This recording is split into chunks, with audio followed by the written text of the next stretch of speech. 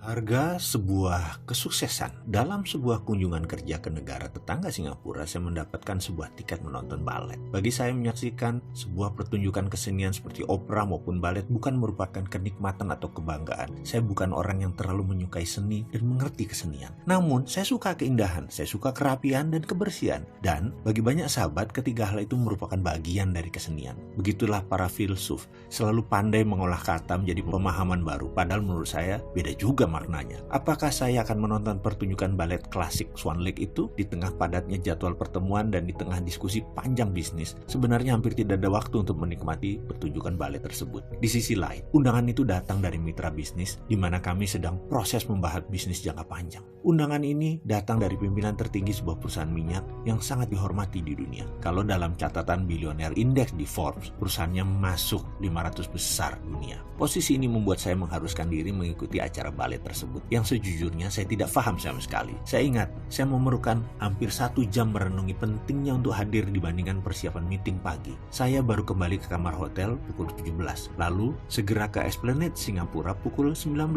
untuk menyaksikan acara yang dimulai pukul 19.30 dengan mengenakan dress code lengkap, jas hitam dan dasi kupu-kupu. Waduh, urusan dasi kupu-kupu ini memang ribet. Beda banget pakai dasi kupu-kupu clip-on yang sudah jadi langsung dipasang dengan dasi yang masih lembaran dan harus menyimpul sendiri kupu-kupunya. Bisa habis 15 menit hanya untuk membuat dasi tersebut tampak seimbang dan pas dilihatnya. Pasalnya yaitu tadi, saya tidak terbiasa dan tidak suka. Satu hal dalam perenungan untuk menghormati undangan tersebut adalah nyetel hati. Gak paham, gak nyaman, tapi saya harus menyaksikan penampilan balet yang diawali dengan gala dinner pertunjukan akbar tersebut. Saya tahu harga tiketnya mahal dan lagi posisi duduk saya di balkon nomor 2 dari balkon utama. Ada 6 balkon utama di Esplanade. Yang satu berisi BOD, Board of Director mitra bisnis kami, dan gosipnya yang 5 lagi terisi oleh Perdana Menteri Singapura waktu itu yaitu Goh Chok Tong serta keluarga mantan Perdana Menteri Singapura pertama yang tentunya semua orang tahu, Lee Kuan Yew. Namun yang namanya nggak nyaman, saya tetap perlu berusaha menyemangati diri sendiri di mana pikiran saya melompat jauh di masa kuliah dulu. Ini untuk memotivasi saya. Dari 144 SKS atau unit kalau di Amerika, ada 24 unit harus diambil pelajarannya di luar bidang utama kita. Misalnya begini, ada seorang mahasiswa teknik jurusan mesin.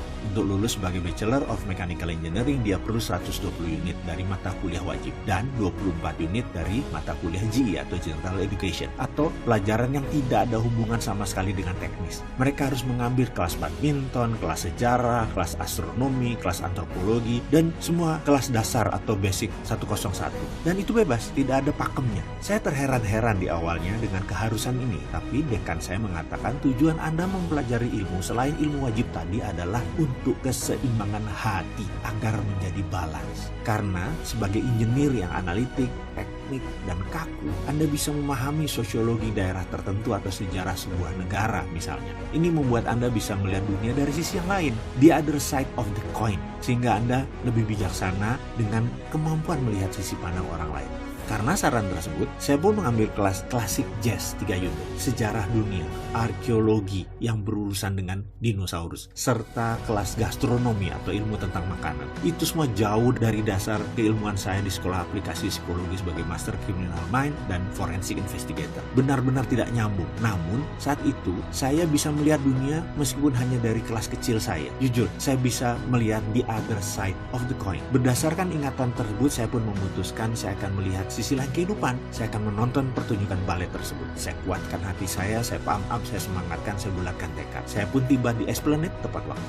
Sebagaimana kebiasaan pertunjukan red carpet seperti waktu itu, yaitu diawali dengan makan mewah berkelimpahan dan ramah tamah sesama penonton yang merupakan high society di Singapura dan banyak ekspatriat. Saya mengambil sisi menyendiri sambil membaca buku isi jalannya pertunjukan dan membaca nama-nama balerina siapa yang akan manggung. Perilaku saya yang mengambil posisi aman sebagai pengamat di ujung adalah perilaku kebanyakan para introvert seperti saya. Kalau tidak nyaman, ya memilih mojok sendiri. Ada 2 nama yang menarik perhatian saya. Pertama, nama penyanyi opera tenor Lea Salonga sebagai bintang tamu. Kebetulan dia termasuk idola saya, sehingga saya pun merasa excited dan sedikit lebih nyaman. Kedua, ada nama seorang balerina Indonesia di daftar penari utama. Saya tidak tahu apakah ini orang yang sama, tetapi 20 tahun yang lalu saya pernah punya sahabat balerina. Dia di New York untuk mengambil sekolah tari dan tidak pernah bertemu sejak saat itu. Saya masih ingat sosoknya dulu yang cantik, tinggi, setinggi anggur. Itu 20 tahun yang lalu. Tapi saat ini saya nggak ada bayangan sama sekali. Kemudian terdengarlah pengumuman bahwa pertunjukan akan segera dimulai. Kami semua menuju tempat masing-masing. Saya sudah memotivasi diri saya sehingga isi kepala saya hanya prasangka baik. Dan saya akan enjoy the moment, enjoy the present. Singkat cerita, pertunjukan 2 jam tersebut mendapatkan standing ovation. Luar biasa. Saya yang kurang paham saja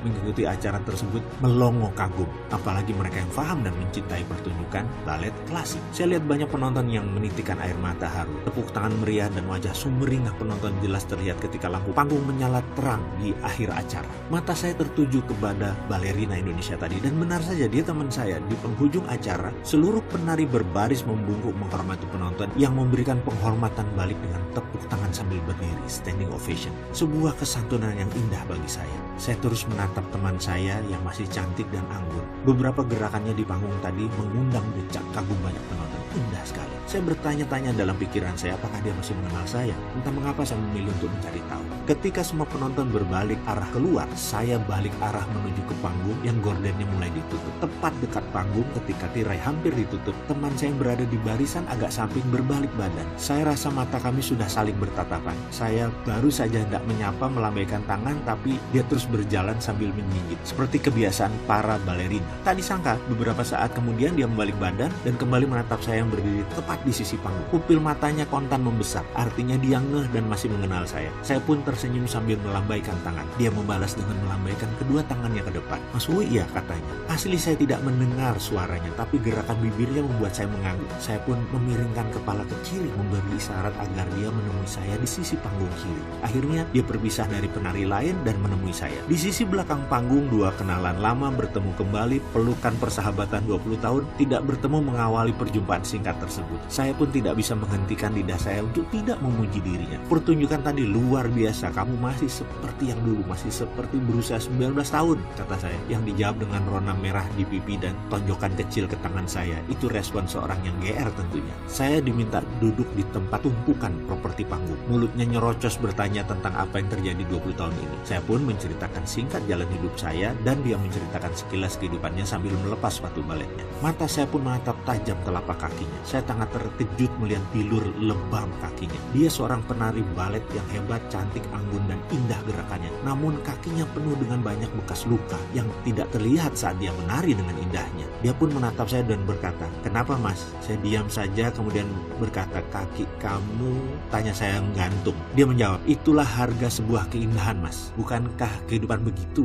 Katanya sambil tersenyum. Kalimat tadi menghentikan jalan pikiran saya, membuat saya membayangkan bahwa ternyata setiap penari, pelukis, pemimpin, seorang yang sukses, usahawan, inovator, bintang film hebat, olahragawan top, semuanya pasti memiliki kesakitan, memiliki kesedihan, memiliki kepedihan, dan bekas luka yang hebat. Itu semua tidak terlihat saat kita hanya melihat suksesnya saja. Padahal semua kesuksesan memiliki harga yang harus dibayar.